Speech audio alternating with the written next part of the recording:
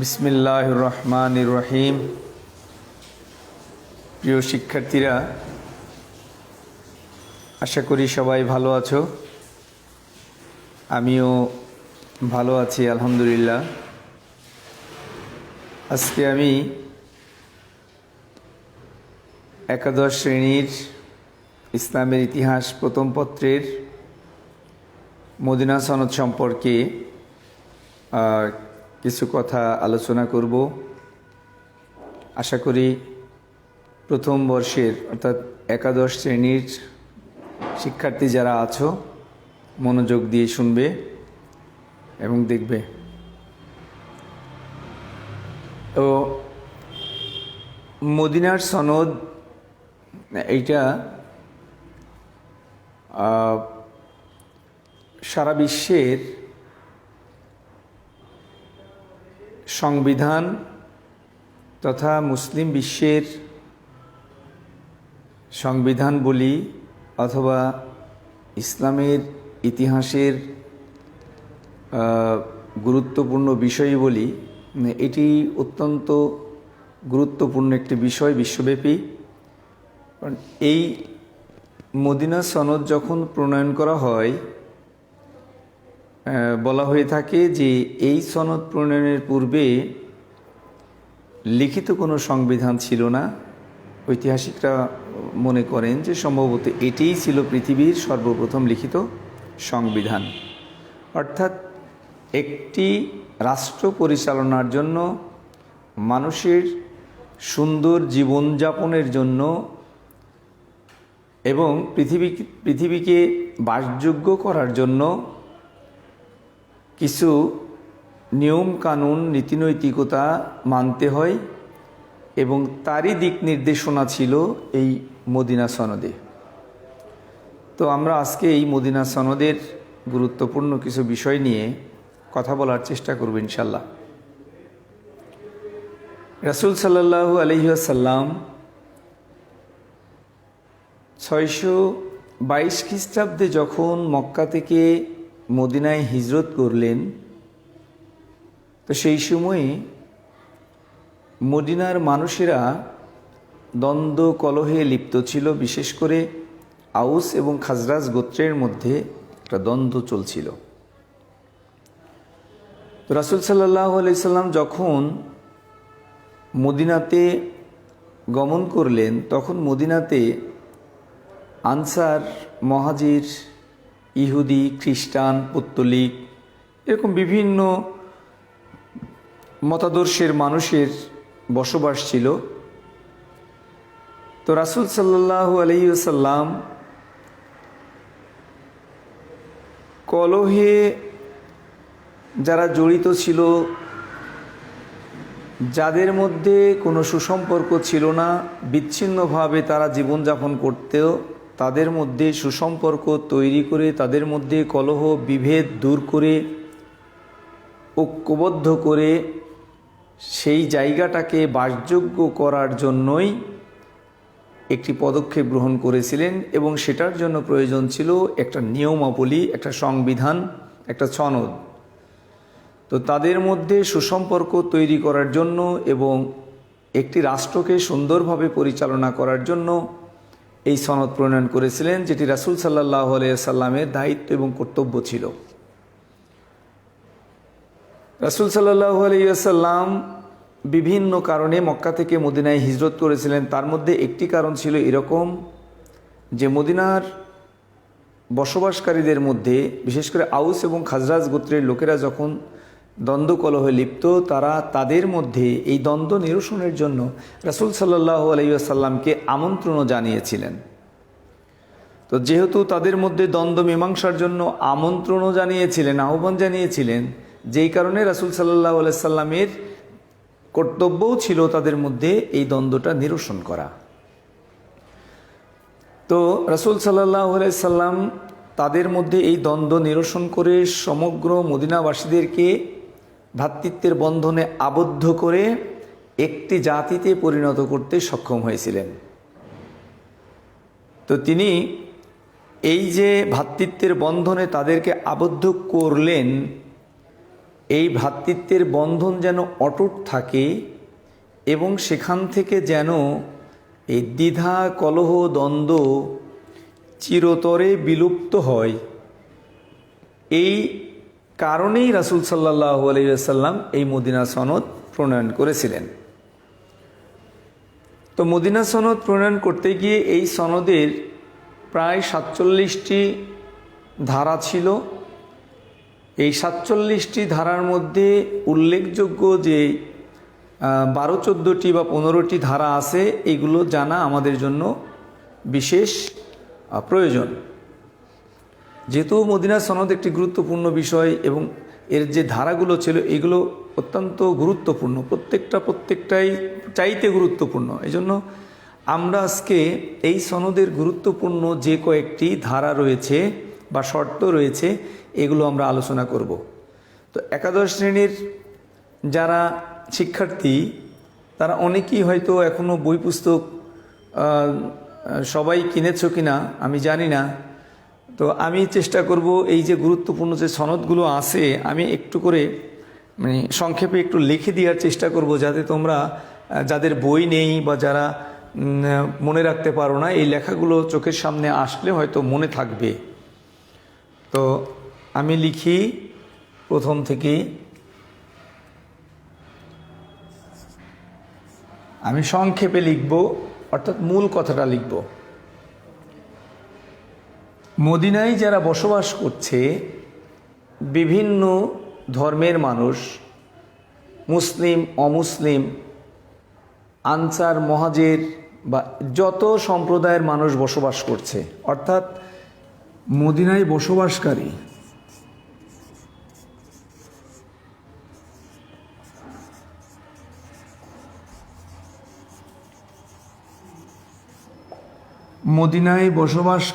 সকল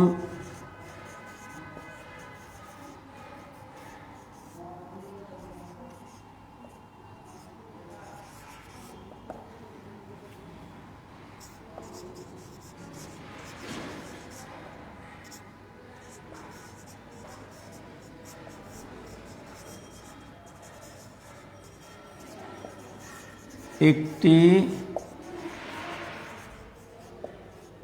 সাধারণ জাতি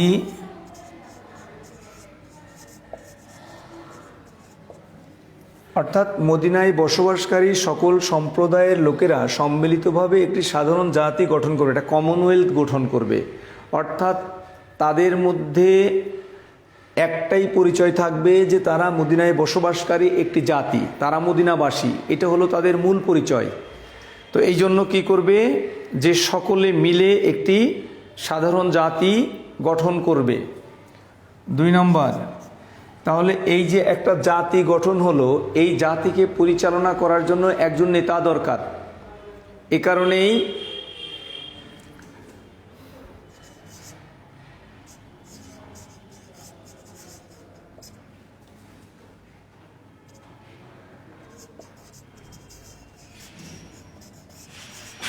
এই জাতির সভাপতি থাকবেন মুহাম্মদ সাল্লাল্লাহু আলাইহি ওয়াসাল্লাম। এই যে একটা জাতি গঠন করছে, এর রূপকার কে? এর রূপকার হলেন রাসূল সাল্লাল্লাহু আলাইহি ওয়াসাল্লাম। যেহেতু তিনি এর রূপকার, এই কনসেপ্টটা রাসূল সাল্লাল্লাহু আলাইহি ওয়াসাল্লাম দিয়েছেন, যেই কারণে এই জাতির সভাপতিও থাকবেন মুহাম্মদ সাল্লাল্লাহু আলাইহি ওয়াসাল্লাম।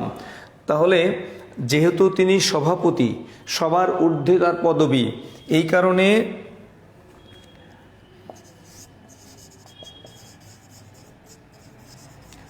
মদিনার সর্বোচ্চ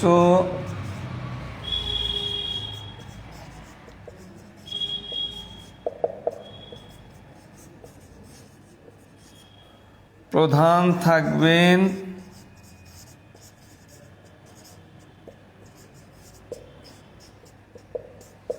রাসূল সাল্লাল্লাহু আলাইহি ওয়াসাল্লাম। তাহলে মদিনায় যারা বসবাস করছে তাদেরকে নিয়ে একটা সাধারণ জাতি গঠন হবে। যিনি এই জাতিটাকে গঠনের রূপরেখা প্রদান করলেন তিনি থাকবেন এই জাতির সভাপতি।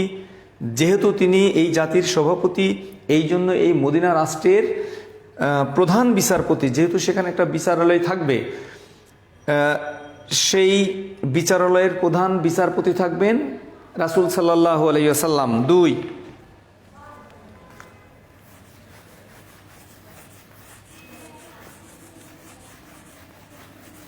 এরপরে আমরা আসি নাম্বার 3। নাম্বার 3,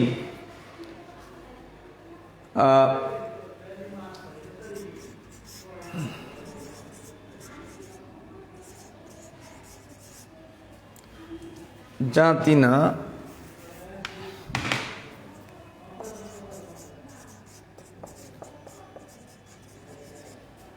লোক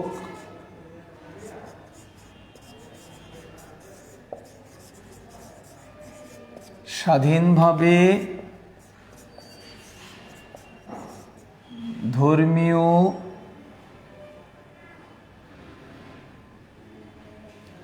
প্রত্যেক ধর্মের লোক স্বাধীনভাবে ধর্মীয়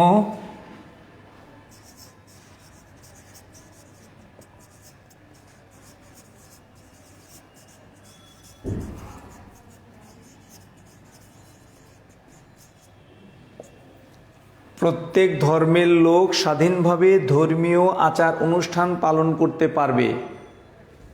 সে যে ধর্মেরই হোক, প্রত্যেক ধর্মের লোক স্বাধীনভাবে তাদের ধর্মীয় আচার অনুষ্ঠান পালন করতে পারবে। এক্ষেত্রে কেউ কারো ধর্ম পালনে বাধা সৃষ্টি করতে পারবে না।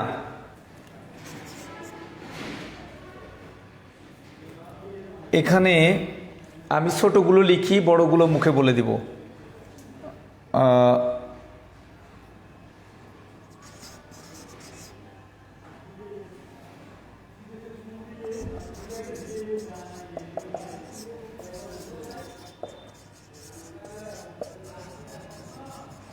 সাহায্য করতে হবে অসহায়,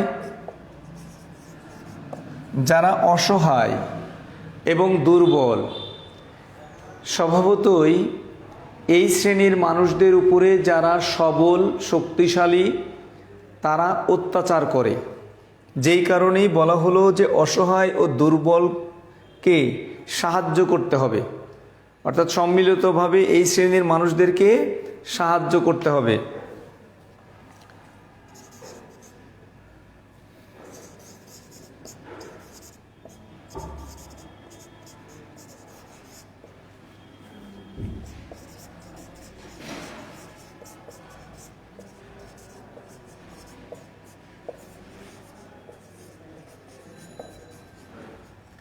মদিনা নগরীকে পবিত্র বলে ঘোষণা করা হলো।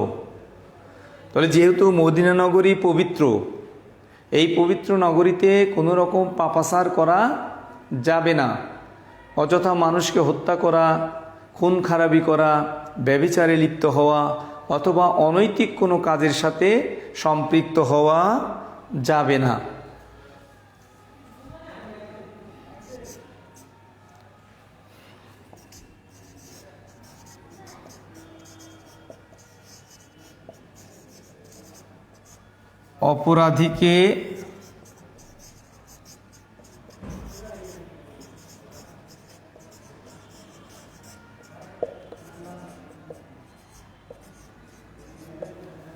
অপরাধীকে ব্যক্তিগতভাবে দায়ী করতে হবে।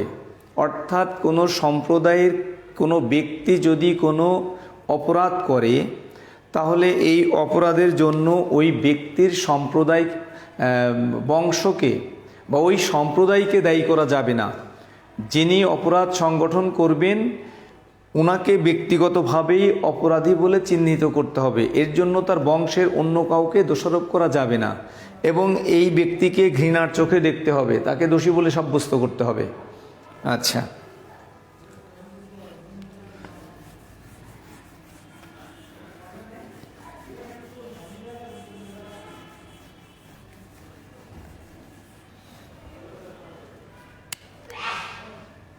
এরপরে আমরা আসি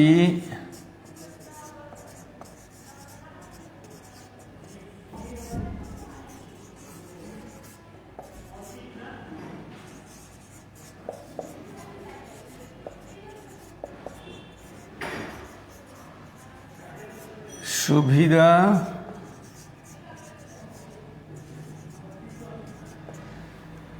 ইহুদিদের যারা মিত্র, অর্থাৎ এই সনদে যারা স্বাক্ষর করলো মদিনাবাসীদের, ইহুদি মদিনাবাসীদের বন্ধু মিত্র, তারাও এই সনদের যত সুবিধা আছে এই সুবিধা তারাও ভোগ করতে পারবে। এগুলো ছোট, যেগুলো একটু বেশি বলতে হবে ওটা আমি মুখে বলে দিব।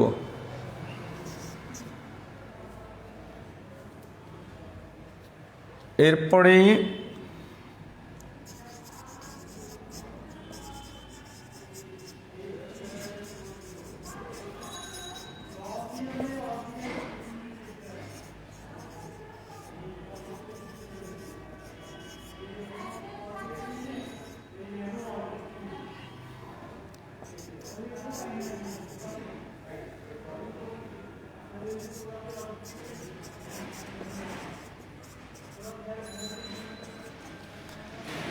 যখন মদিনা নগরী বাইরের কোনো শত্রু দ্বারা আক্রান্ত হবে, তখন এই মদিনায় বসবাসকারী, বিশেষ করে এই সনদে যারা স্বাক্ষর করলো, এরা সম্মিলিতভাবে এই বহিঃশত্রুর আক্রমণ প্রতিহত করবে। তো প্রতিহত করতে গেলে কি হবে? যুদ্ধ হবে।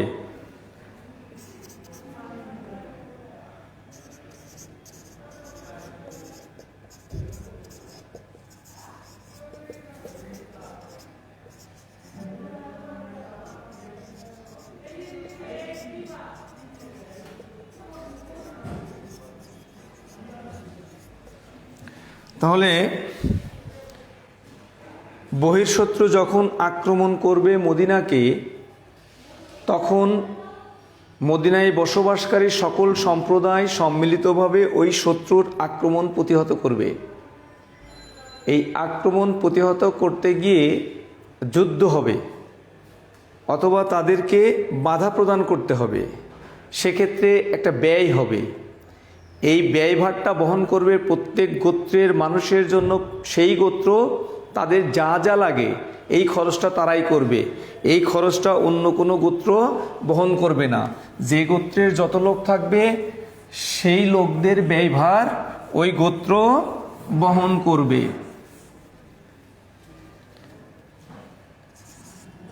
এরপরে আমরা আসি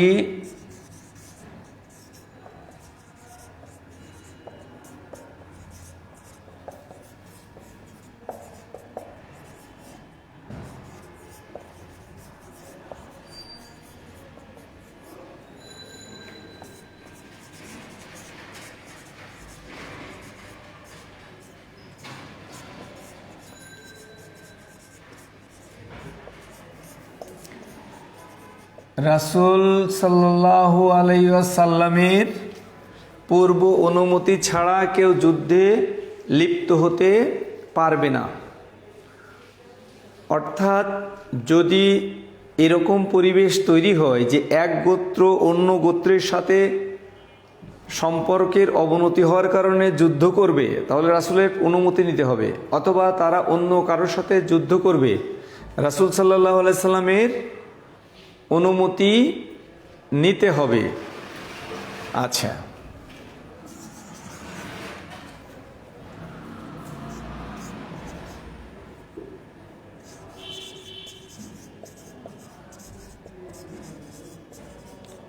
নিজেদের মধ্যে কোনো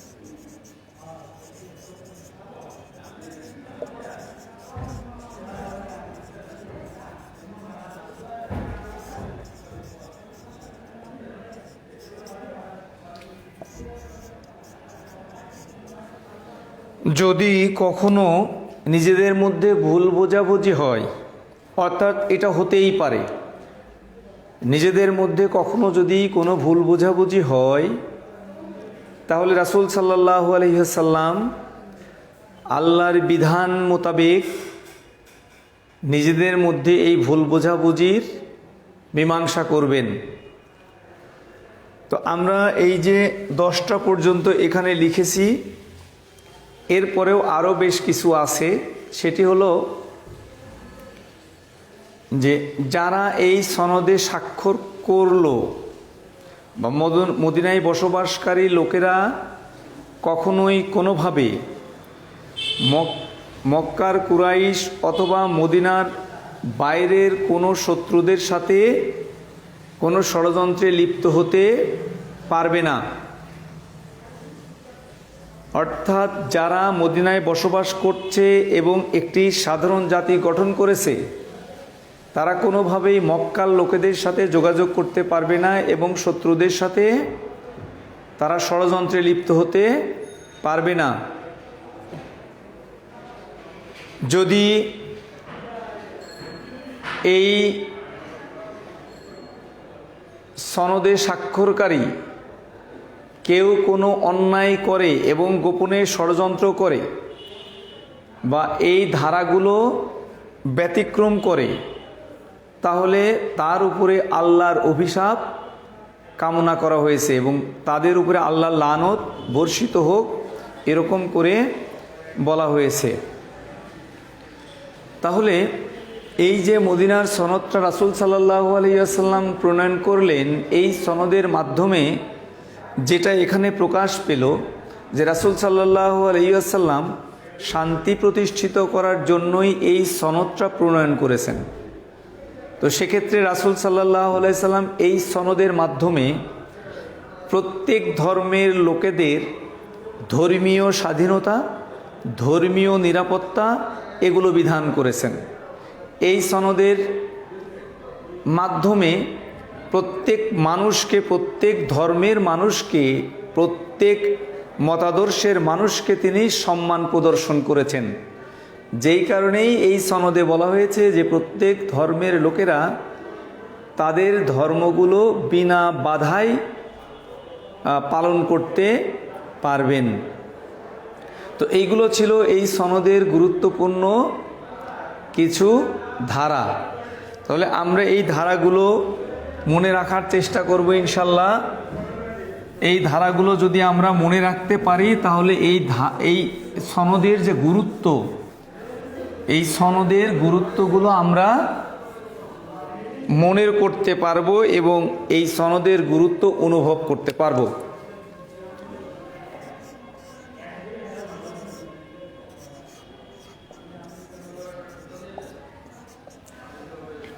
মদিনা সনদের গুরুত্ব, অর্থাৎ এই যে সনদটা তিনি বললেন, এর যে সুদূর প্রসারী কোনো ফলাফল নেই অথবা এইটার গুরুত্ব খুব কম তা না।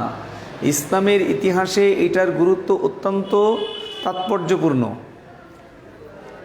অর্থাৎ এই সনদটা হলো পৃথিবীর প্রথম লিখিত সংবিধান। তো যখন মদিনা সনদ লিখিত হয় নাই, তার পূর্বে আইন ছিল স্বৈরাচার শাসকের মুখের আদেশ। অর্থাৎ শাসক যে কথা বলবেন সেটাই হলো আইন, আর এইটা পরিচালনা করতেন যারা গোত্রপ্রধান থাকতো তাদের দ্বারা পরিচালিত হতো। এর কোনো নিয়ম নীতি ছিল না।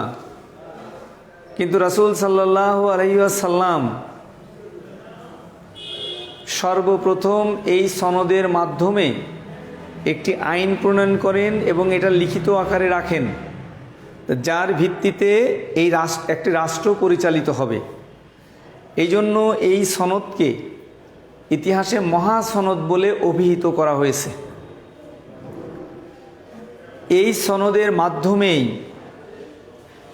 রাসূল সাল্লাল্লাহু আলাইহি ওয়াসাল্লামের রাজনৈতিক প্রজ্ঞা, কূটনৈতিক দূরদর্শিতা এগুলোর প্রকাশ পেয়েছে। রাসূল সাল্লাল্লাহু আলাইহি ওয়াসাল্লাম যখন মক্কা থেকে হিজরত করে মদিনায় আসলেন, আসার পরে প্রথমেই রাসূল সাল্লাল্লাহু আলাইহি সাল্লামের প্রতি আনুগত্য প্রকাশ করেছিলেন। পরবর্তীতে দেখা গেল যে তাদের মধ্যে বিভিন্ন ধরনের ষড়যন্ত্রের আভাস পাওয়া যাচ্ছে।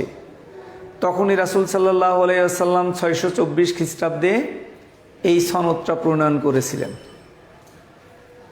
তো এই সনদের মাধ্যমে রাসূল সাল্লাল্লাহু আলাইহি সাল্লাম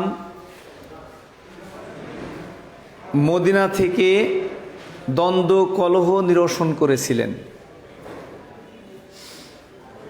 এই সনদের মাধ্যমে রাসূল সাল্লাল্লাহু আলাইহি সাল্লাম আনসার এবং মুহাজিরদের মধ্যে যে ভুল বোঝাবুঝি ছিল এগুলো দূর করে রাসূল সাল্লাল্লাহু আলাইহি সাল্লাম প্রত্যেকের দায়িত্ব সম্পর্কে সচেতন করেছেন। এই সনদের মাধ্যমে রাসূল সাল্লাল্লাহু আলাইহি সাল্লাম রাজনৈতিক এবং সামাজিক নিরাপত্তা বিধান করেছেন। অর্থাৎ রাজনৈতিক অঙ্গনে এই সনদ প্রণয়নের পূর্বে কোনো স্থিতিশীলতা ছিল না, আইন ছিল না, বিচার ছিল না, ধারাবাহিক কোনো নিয়ম নীতি ছিল না। রাষ্ট্র পরিচালনা করার ক্ষেত্রে কে নেতৃত্ব দেবে এটার কোনো বর্ণনা ছিল না। তো রাসূল সাল্লাল্লাহু আলাইহি সাল্লাম সেটিও নির্ধারণ করে দেন। ফলে রাজনৈতিক যে হানাহানি ছিল, রাজনৈতিক যে যুদ্ধ বিগ্রহ ছিল, এগুলো বন্ধ করার প্রয়াস পান এই সনদের মাধ্যমে। সমাজে লুটতরাজ, ব্যভিচার, রাহাজানি, খুন খারাপি এটা ছিল নিত্য নৈমিত্তিক ব্যাপার। যারা দুর্বল, যারা অসহায় তাদের রক্ষা করার মতো কোনো নিয়ম কানুন ছিল না, কেউ ছিল না। রাসূল সাল্লাল্লাহু আলাইহি সাল্লাম এই সনদের মাধ্যমে সামাজিক এই স্থিতিশীলতা প্রতিষ্ঠিত করেছিলেন। এই সনদের মাধ্যমে রাসূল সাল্লাল্লাহু আলাইহি সাল্লাম সমাজের যে বিশাল অংশ নারীরা ছিলেন, এই নারীদের কোনো সম্মান ছিল না। এই সনদের মাধ্যমে রাসূল সাল্লাল্লাহু আলাইহি সাল্লাম সমাজের নারীদের সম্মান প্রদান করেছিলেন। নারীদের স্বামী বা পিতার সম্পত্তিতে তাদের অধিকারী করেছিলেন। বিধবাদের বিয়ের ব্যবস্থা করেছিলেন এই সনদের মাধ্যমে। রাসূল সাল্লাল্লাহু আলাইহি সাল্লাম এই সনদের মাধ্যমে তাওহীদ প্রচার করেন, অর্থাৎ আল্লাহর একত্ববাদ প্রতিষ্ঠিত করেছিলেন। এই সনদ প্রণয়নের পূর্বে মানুষ কুহিলিকাপূর্ণ ধর্মীয় আচার অনুষ্ঠান পালন করত। রাসূল সাল্লাল্লাহু আলাইহি সাল্লাম এই সনদের মাধ্যমে তিনি আল্লাহর একত্ববাদ প্রতিষ্ঠিত করেছিলেন। সর্বোপরি পিকে হিট্রি বলেছেন যে মুহাম্মদ মক্কা থেকে মদিনায় এসে যে ক্ষুদ্র মুসলিম প্রজাতন্ত্র গঠন করেছিলেন, এই ক্ষুদ্র মুসলিম প্রজাতন্ত্রই পরবর্তীতে বৃহত্তর ইসলামী সাম্রাজ্য গড়ে তুলেছিল। অর্থাৎ যে সারা বিশ্বে মুসলিম সাম্রাজ্য প্রতিষ্ঠিত হলো, এই মুসলিম সাম্রাজ্যের প্রতিষ্ঠার ভিত্তিমূল ছিল এই মদিনা সনদের মাধ্যমে। তিনি যে মদিনায় ক্ষুদ্র প্রজাতন্ত্র গঠন করেছিলেন, মুসলিম প্রজাতন্ত্র গঠন করেছিলেন, এর মাধ্যমেই পরবর্তীতে বিশাল সাম্রাজ্য গঠিত হয়েছিল। তো সব কিছু বিচার বিশ্লেষণ করলে দেখা যায় যে এই মদিনার সনদের যে গুরুত্ব এটা অপরিসীম। বিশেষ করে ইসলামের ইতিহাসে এর গুরুত্ব ছিল অপরিসীম এবং এটা ছিল অত্যন্ত তাৎপর্যপূর্ণ ঘটনা এবং এটা ছিল সুদূর প্রসারী। তো যাই হোক, আমরা জানলাম আজকে এই পর্যন্তই। আমরা শেষ করব যে মদিনা সনদের গুরুত্ব সম্পর্কে আমরা বললাম। মদিনা সনদের যে গুরুত্বপূর্ণ ধারাবাহিকভাবে এর কিছু গুরুত্বপূর্ণ শর্ত আমরা আলোচনা করলাম। তো আজকে এই পর্যন্তই শেষ করছি। একাদশ শ্রেণীর শিক্ষার্থীদের সাথে আগামী সপ্তাহে আবার দেখা হবে, কথা হবে। সেই পর্যন্ত তোমরা সবাই ভালো থেকো, সুস্থ থেকো। আল্লাহ হাফেজ।